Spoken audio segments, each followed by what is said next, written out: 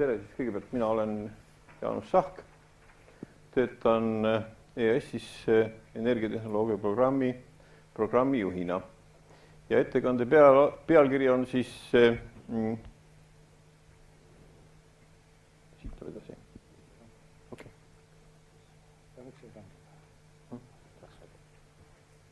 Okay. On siis energiatehnoloogiate tulevikust, et see on nii ilus pealkiri, et ma tunnen ennast peaaegu nii nagu Igor Mang, eks ole, tähendab, et habe on kahjuks ära aetud, aga eks ta üks suur ennustamine ole ja mulle väga meeldis täna Kristjan Leppiku ettekanne, kus ta rääkis sellest Wayne Gretzkist ja sellest hokilitrist ja ma mõtlesin umbes samamoodi, et laisa inimesena, et väga hea, kui selline pealkiri on, et see annab mulle võimaluse viimase hetkeni mõelda, millest ma siis tegelikult nagu räägin. Midagi ma tegin valesti. Niimoodi. Ja siis panin siia märksõnad kirja ja punkt 1 oli siis selline pealkiri nagu tordi lõikamine, et energeetilises mõttes see ei ole kindlasti tehnoloogilises mingi suur saavutus, see on pigem selline koolipoiste vana matemaatiline nali, et kuidas kreemitorti 3 sirglõikega jagada 8 võrdseks osaks ja ma vastan kohe ära, et iseenesest on teema väga lihtne, mis kulinaarses mõttes võib-olla meile väga suurt rahuldust ei paku, aga teoreetiliselt täitsa võimalik, lihtsalt 3. lõige tuleb teha nagu teises tasapinnas ehk lõigata see tort keskelt läbi ja saamegi ilusti võrdselt 8 tükki. Ja selles mõttes samamoodi nagu selle Gretzky jutuga, et ma püüaks ka minna nagu sellesse kohta, kuhu see liter siis tulevikus sattub. Kas ma siis olen nüüd selles energiaväljas Gretzky või olen siis see jobu, kes uisutab täiesti vales suunas, eks seda näitab tulevik, aga kuna tulevik on teadmata, siis on suhteliselt hea nagu rääkida. Ja ma tahaksin tuua mõned sellised nüansid välja ja mõningad sellised teemakäsitlused, milles minu arvates täna palju eksitakse ja välja tuua ka sellised suundumused, mis tulevikus seavad meie energeetikas päris palju huvitavaid küsimusi ja nii palju sellest torti lõikamisest. Esimene või punkt 2, eks ole, märksõna on siis ideest tootmiseni. See on üks asi, mille peale väga tihti eksitakse, aga millest nagu energeetikas tuleb väga selgelt aru saada, et on erinevad asjad, on selline hea teaduslik idee, on olemas laborikatsetus, on selline pooltööstuslik seade, mis katsetab süsteemi ära ja peale selline olemas kommertskasutuses tehnoloogia. Et kui me räägime energeetikasüsteemi tuleviku kujundamisest, siis me saame ikkagi rääkida ainult nendest teadmetest ja ainult nendest asjadest, kus on olemas kommertskasutuses tehnoloogia. Tähendab kõik need teaduslikud ideed, mida tegelikult see asjaolu, et meil nagu nafta hind, mis reguleerib ju energiaturgu, on olnud pikal ajal väga kõrge, on meile tõepoolest tinkinud väga palju ja väga huvitavaid selliseid energiatehnoloogia alaseid ideid, kuid kui palju nendest tegelikult jõuab nagu tootmisse ja kui palju nendest hakkab nagu seda pilti muutma, see on loomulikult täna teadmata. Võib-olla kuna neid ideid nagu väga ei käsitleks, siis võib-olla paarist nagu räägiks, mis minu arvates on minule väga sellised südamelähedased.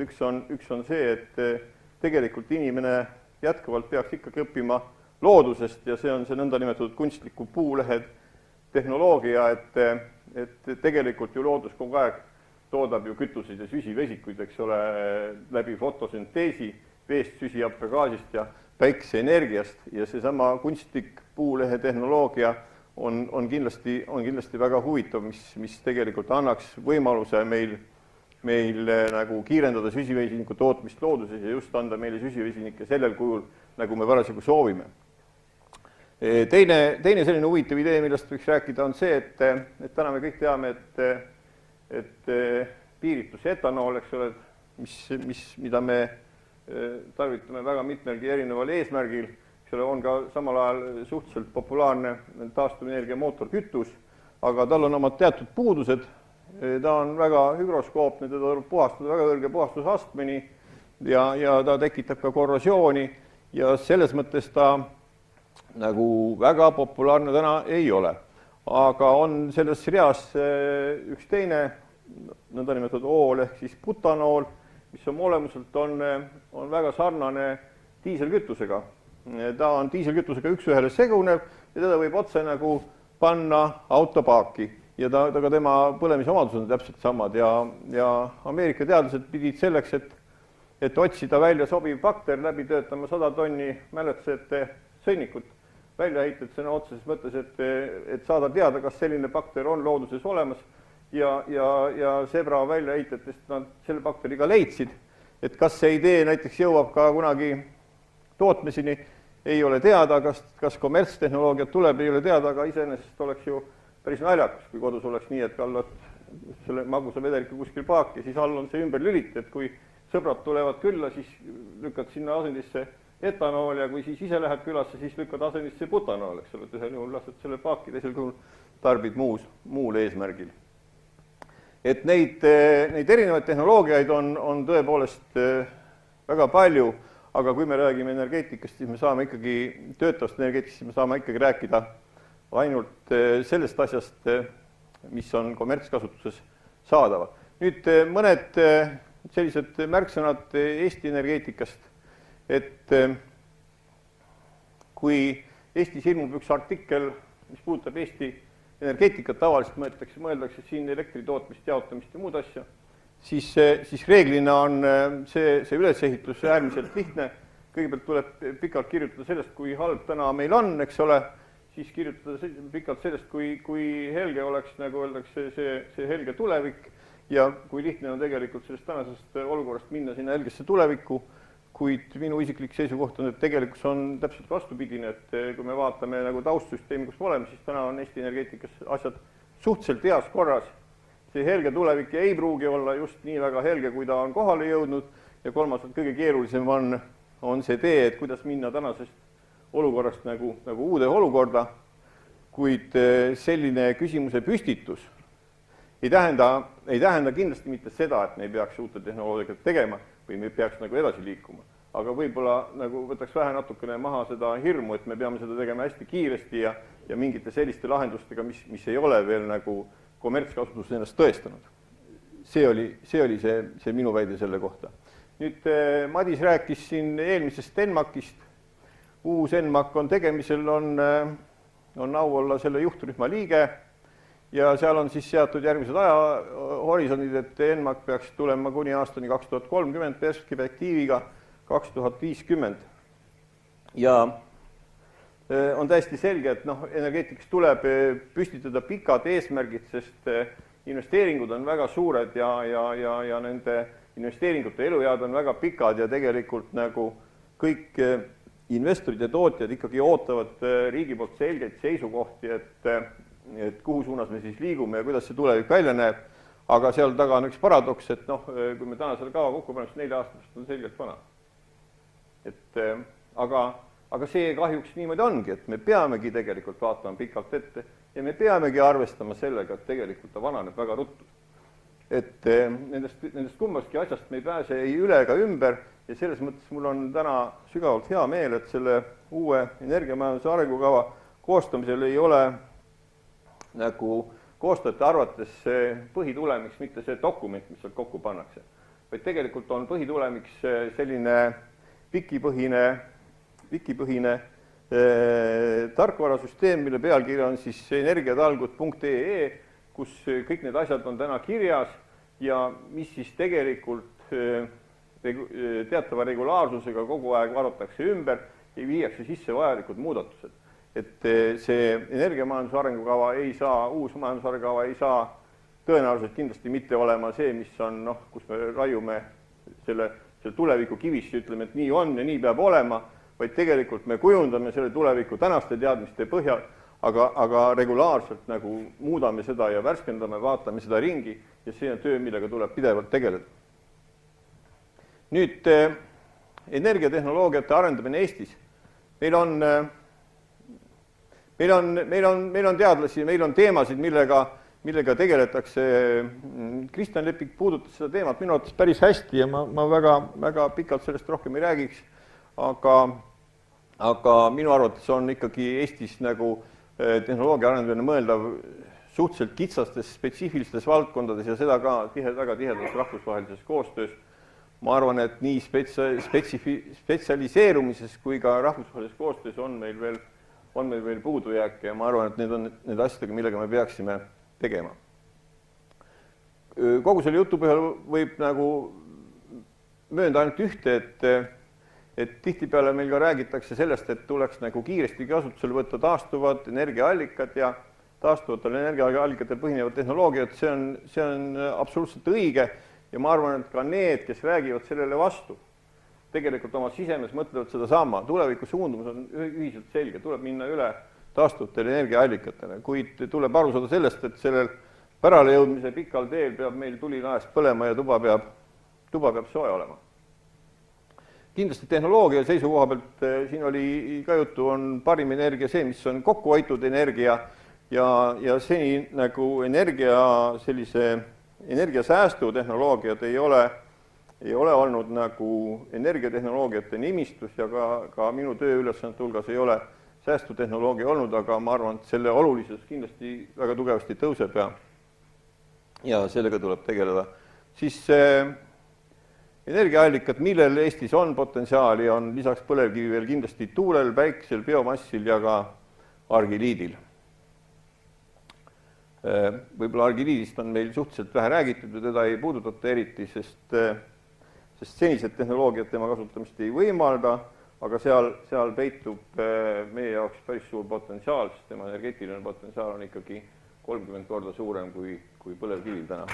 Ja selle teemaga mõningal määral ka tegeletakse, et kuidas oleks teda võimalik kasutusele võtta nii, et teda kasutada saab, et me ei pea nagu Eestimaad segamini pöörama ja me ei peaks nagu keskkonna pärast väga muretsema.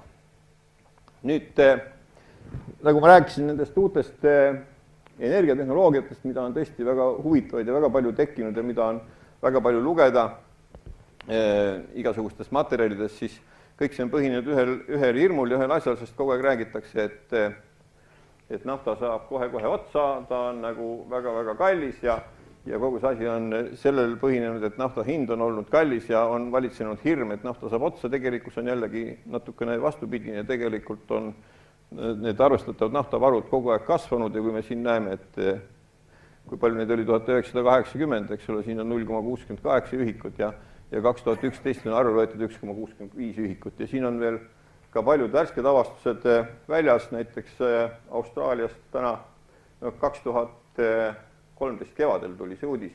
Akaringa basseinis arvatakse kildanaftat olema rohkem kui terves Saudi Araabias kokku.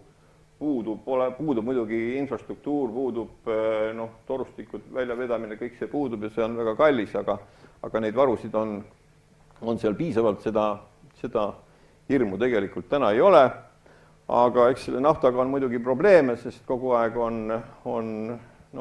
mõtleme siin Mehhiko lahe puuraugu puurtorni õnnetust või mõtleme siin põhja läinud laevu ja keskkonnareostust ja kõike muud, siis on sellega palju jama. Aga tulemas on üks selline kena valge laev, mis kõik mured nagu lahendab. Paljude arvates see on siis veeldatud maagaasi tanker. Ma ei tea, kas see nimi ka mingit sümboolset tähendust omab, see suur Helena, aga igal juhul valge ta on ja veeldatud maagaasi ta veab ja väga pikalt ei räägiks siin siis kildagaasist ja tema tootmisest, aga gaasivarudega on täpselt sama seis nagu naftagagi on, et need varud on tegelikult täna ikkagi ääretult suured. Suurimad kildagaasivarud on täna deklareerinud Hiina, järgmisel umbes samal tasemel on siis Ameerika Ühendriigid, Alžeeria, Austraalia, Argentiina. Euroopas on tõsiselt tegemised käimas täna Suurbritannias, Poolas, Ukrainas. Poola on nüüd küll natukene tagasi läinud, aga igal juhul on ta väga aktuaalne teema ja maailma energia või Rahvusvaheline Energiaagentuur on oma 2012. aasta selle Energy Outlooki pealkirjastanud nii, et gaasi kuldaeg on tulekul. Mis on selle maagaasi või siis metaangaasi suur eelis kõigi muude tehnoloogiate osas on see, et tegelikult temal on kõik need tehnoloogilised ahelad, kui ma täna rääkisin, või kui ma ennem rääkisin sellest, et nagu see kommertskasutuses olevad tehnoloogiad, siis maagaasi puhul kõik on nad olemas. Seda maagaasi võib täna väga edukalt kasutada transpordis, teda on võimalik vedada, torustik ei ole üldse enam mitte oluline näitaja ja mis põhiline on see, et tegelikult on see maagaasi tootmiskulud on suhteliselt väiksed ka kildagaasi puhul, et kui me Eestis ütleme gaasi hinnaks olevat kuskil 30 eurosenti kuupmeeter, noh, Portugalis sadamalinnades näiteks selle veeldud maagaasi puhul on 20 senti, siis Jaapanis on ta kuskil 45, aga USA-s täna nagu võrku antava gaasi hind on 6 senti kuni 10 senti kuupmeeter, eks ole. Te võite ette kujutada, kui tigedad on tegelikult USA gaasitootjad, eks ole, sest see hind on nii madal sellele, et USA-l on kildagaasi väljaveo moratoorium, välja teda vedada ei tohi, eks ole, aga tegelikult, eks ole, pakkumine on väga suur, hind on väga madal ja tänu sellele on ka USA majandus läinud kõvasti kasvama. Täna kusjuures enne seda kildagaasi buumi ameeriklased ehitasid välja 15 suurt sadamat LNG terminali just gaasi sisseveoks. Tänaseks on antud 2 sadamale luba hakata välja vedama ja kui me võtame seda, et noh, teised need varusid omavad riigid on suhteliselt maha jäänud, aga siiski võib juhtuda see, et ühel hetkel see gaas hakkab maailma valitsema ja tema hind saab olema suhteliselt osav. Me oleme olnud pikka aega väga kõrges selles süsivesiniku hinna perioodis ja nagu maailmas ikka on teada, on nad käinud üles-alla need hinnakõikumised ja gaas võib tekitada meil selle olukorra, et me tuleme jälle ühte madalate hindadega kütuste perioodi sattume. Aga esialgu võib see tunduda väga selline kena jutt. Aga üks teema veel gaasist, mis puudutab, on siis kindlasti see, et noh, gaasi on võimalik ka ju juurde toota. See on biogaasi näel, mille ressurss Eestis on väga hea näiteks. Ja selline tulevikutehnoloogiga kindlasti selles mõttes, et noh, näiteks tuuleenergeetika ülejäägid, kui me tuuleenergeetikast räägime või tuuleenergiast mõtleme, siis me tavaliselt mõtleme sellele, et häda on siis, kui tuult ei puhu, eks ole, siis on probleem. Aga kui me selle tuuleenergeetikaga jõuame teatud nagu tasemele, tootmistasemele, siis tekib järgmine probleem, et noh, mida teha selle tuuleenergiaga siis, kui ta väga hästi puhub, eks ole. Siis üks võimalus on tegelikult ikkagi läbi selle hüdrolüüsi mitte toota vesiniku, kus ütleme selle vesiniku tarbimise need tehnoloogilised ahelad on täna läbi töötamata, kommertslahenduses ei ole, vaid selle asemel tegelikult toota metaani, suunata see metaan maagaasi võrku ja pärast seda uuesti jälle tarbida siis, kui see tuul ei puhu, nii et sellised võimalused on metaani puhul olemas. See tuleb natuke hiljem. Et energiatehnoloogiatest on nagu ammu teada tõde selles, et odav kütus on tavaliselt suhteliselt kehva kvaliteediga ja tema muundamise tehnoloogia on suhteliselt kallis, energiamahukas. Kallis kütus on tavaliselt kvaliteetne ja tema tehnoloogia on odav. Noh, see on selge, eks ole, et prügile me peame peale maksma selleks, et ta meil põletamisele võetakse.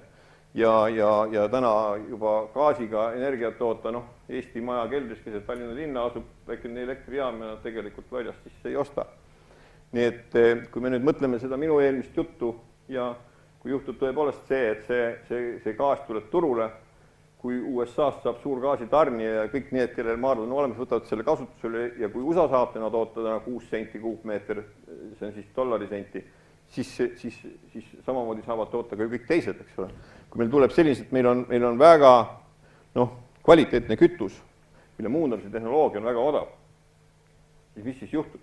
Juhtub tegelikult see, et need kõik teised tehnoloogiad muutuvad meil suhteliselt, nagu öeldakse, marginaalseks ja mis minu hirm on just see, et nimelt kui rääkida sellest energeetika põhisuundumusest, et põhisuundumus on ikkagi suunatud taastuvate energiaallikate poole, eks ole, siis võib juhtuda seda, et sattudes sinna samaste odavate süsivesike perioodi, meil juhtub jälle see, et riikide, poliitikute ja kõigi muude huvi igasuguste tehnoloogia arenduste vastu kaob lihtsalt ära, eks ole, ja meil tuleb üks periood, kus me kütame edasi, sest me tegelikult ju ka CO2 säästu saavutame väga edukalt. Täna on ju naljakas see, et Euroopa on olnud süsinikdioksiidi emissioonide eestvõitleja ja Ameerika suhtunud sellest suhteliselt leigelt.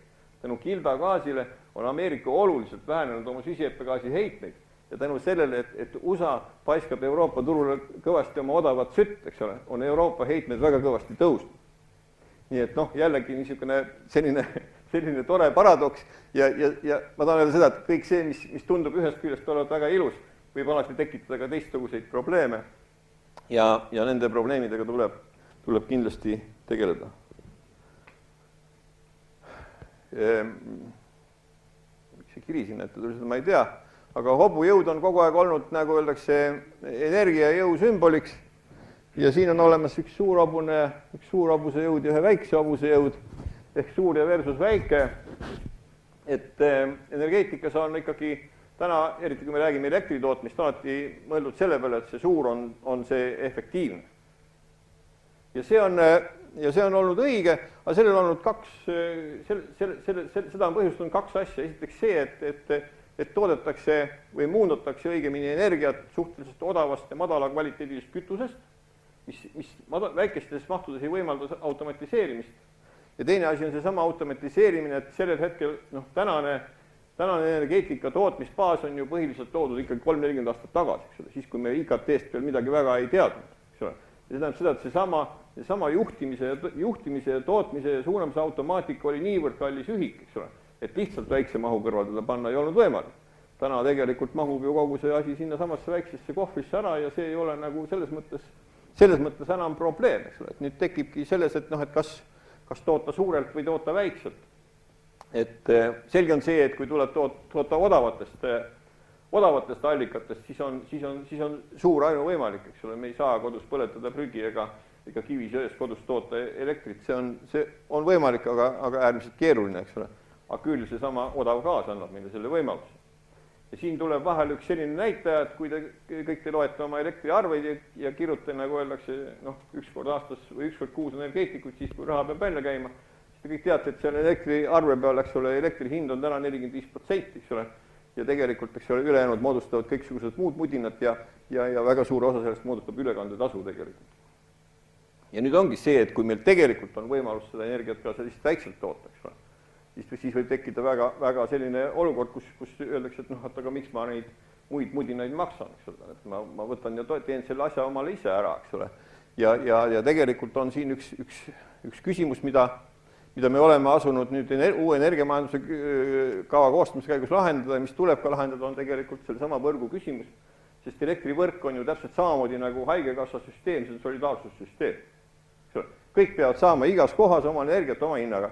Aga kujutage ette, kui see on üks mees metsakülas 5 kilomeetrit alajaamast eemal, elab seal ainult suvel ja üks lamp põleb, õhtul korra vaatab seda pilti ja ongi kõik, mida maksab elekter tema juures, või mida maksab see elekter siin laes või Tallinna südalinnas, Aga tegelikult see, mida me tarbime seal südalinnas, sellega me maksame ja kõik selle tegelikult kinni solidaarsuspõhimõtte järgi. Ja nüüd, kui me räägime suurest tootmisest ja väiketootmisest, siis alati on juttu sellest, et väiketootmist on vaja toetada ja ma tahan öelda sellest seda, et see on väga kohakeskne küsimus. Et kindlasti ei ole riiklikult mõttekas toetada väiketootmist seal, kus on olemas efektiivne elektrivõrk ja kus me saame seda toota madala kvaliteedisest kütusest ja suures mahus ehk Tallinna linnas ja kindlasti ei peaks riik seda toetama. Küll on see, et kas on mõistlik nagu toetada võrkude ehitamist kohta, kus meil tegelikult tarbimine on äärmiselt pisikene, võib-olla mitte jagada seda, mitte ehitada välja neid liine, vaid tegelikult jagada just toetust sinna kohta ja väiketootmise peale, et sellega teha, nagu öeldakse, odavamaks sellele tarbijale, kes elab suures piirkonnas, tõsta tema konkurentsivõimet, ja samal ajal vähendada ka neid kulutusi tegelikult investeeringuteks.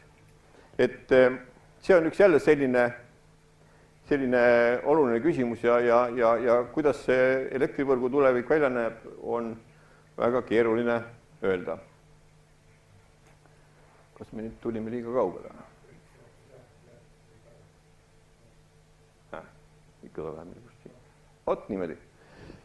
Aga siin on üks järgmine nüüd selline vastuolu ja dilemma, mis jälle tekitab küsimusi ja millel mul ei ole lahendus öelda, aga mis on kindlasti probleem. See on nüüd uued tehnoloogiad, nende turuosa, nende turule tulek versus siis olemasolevad. Et tegelikult uute tehnoloogia rakendamist tavaliselt kõige suurem takistus ongi nendes olemasolevates tehnoloogiates, et siin on juba tehtud investeeringud, nad on väga pikka aega töötanud, need investeeringud on vaja tagasi teenida inimeste huvid on sinna suunatud, uus tehnoloogia tuleb turule, on reeglina kallim, tema võimekus on väiksem ja üks näide, kuidas see uus tehnoloogia, mõtlemine uue tehnoloogia suunas võib nagu muutuda, on just nimelt Stockholmi ühistranspordi üleviimine biometaani peale. Ma olen kuulnud Stockholmi linna esitlust ja nemad tõid selle väga huvitavalt välja, et olid tehtud 3 presentatsiooni 2 aasta tagant, 2008, 2010, 2012. 2008 nad alustasid ja seisukoht oli selline, et biometaan on kena kütus ja 100% taastav, kuid teda on vaja toetada nii investeeringuks kui tootmiseks. Rääkimata juba maksuvabastusest. 2010 oli seisukoht juba selline, et biometaan on tõesti kena kütus ja toetamiseks ka toetust ei vaja. Vaja on ainult maksuvabastust. 2012, kui ta oli 4 aastat ainult olnud nagu turul see kütus ja transport oli töötanud, siis oli seisukoht selline, et biometaan on kena kütus, toetust ta ei vaja ja tõenäoliselt on teda võimalik ka teatud määral maksuga koormata. Miks ma selle näite tõin, on just sellepärast, et tegelikult iga uus tehnoloogia vajab turul ruumi, arenguks ruumi ja selleks on vaja neid toetusid. Aga kui rääkida täna elektri tootmisest, siis seis on tegelikult selline, et ühtegi elektrijaama, on see suur väike, kas ta põletab kivisütt või põletab ta õli või põletab ta gaasi, täna reeglina ilma toetuseta ei ehitata. Samal ajal me kõik oleme börsil ja me ostame elektrit, mis peaks olema õiglase hinnaga. Ma küsin, kuidas see saab olla võimalik? Ja tegelikult ei saagi olla võimalik. Ja tegelikult ongi seis selline, et me räägime turumajandusest ja turust, eks ole, aga samal ajal investeeringud tulevad igale poole ja samal ajal ka ilma nende toetusteta tegelikult ei saa, sest siis me lükkame uued tehnoloogiad hoopis nagu turult välja. Et see küsimus, kuidas seda lahendada? Jah, ma ei ole Igor Mang.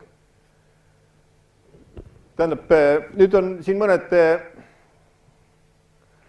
sellised lõpp-postulaadid, mis ma oma jutule tahaks juurde, üks on see, need kliimamuutused ja inimeste mõju sellele,